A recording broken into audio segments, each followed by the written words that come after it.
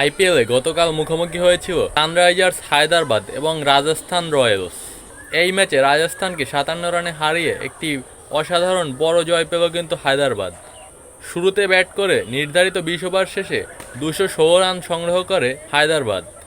হায়দ্রাবাদের পক্ষে ক্যাপ্টেন ঈশান কিষান ৯১ এবং হেনরি ক্লাসেন ৪০ রান করে। রাজস্থান বোলারদের পক্ষে জোফরা আর্চার ২টি উইকেট নেয়।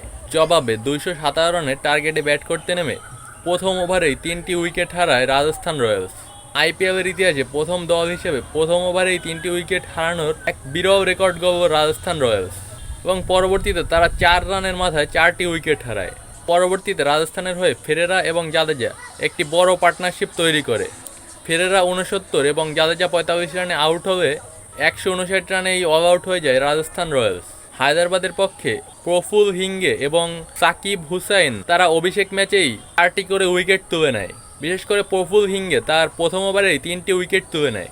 আইপিএলে এই দুইজন বোলার তাদের ডেবিউ ম্যাচে যে পারফরমেন্স দেখালো এটি সকল দর্শকদেরই আলাদাভাবে মুগ্ধ করেছে। ম্যাচ শেষে ম্যান অব দ্য ম্যাচ হয়েছে অসাধারণ বোলিং করা প্রফুল হিঙ্গে। আপনারা এই হাই ভোল্টেজ ম্যাচটি কেমন উপভোগ করলেন জানাতে পারেন।